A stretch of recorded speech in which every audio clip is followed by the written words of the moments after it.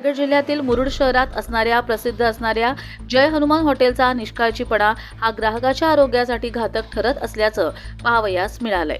जगप्रसिद्ध असलेल्या रायगड जिल्ह्यातील मुरुड जंजिरा येथील प्रसिद्ध असलेल्या धीरेंद्र सिंग यांचा मुलगा हा या हॉटेल सांभाळत असून या जय हनुमान हॉटेल सदैव पर्यटक आणि स्थानिक ग्राहकांना गजबजलेला असतो।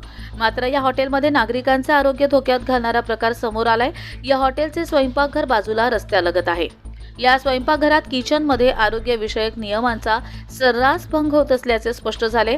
या स्वयंपाकघरात शिजवलेले अथवा तळलेले पदार्थ काढून एका भांड्यात ठेवलेले असताना त्या ठिकाणी असलेला शटर हा अर्धवट उघड असल्याने त्यामधून रस्त्यावरील एक कुत्रा आत जाऊन भांड्यात ठेवलेले पदार्थ खाऊन परत बाहेर येणारे दृश्य काही सुजाण नागरिकांनी त्यांच्याकडे असलेल्या भ्रमध्वनीमधील कॅमेऱ्यात कैद केले आहे।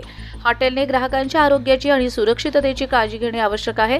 यासाठी हॉटेलने खालील गोष्टी करणे आवश्यक आहे। तसेच कर्मचाऱ्यांना योग्य प्रशिक्षण देणे जेणेकरून ते ग्राहकांना चांगली सेवा देऊ शकतील।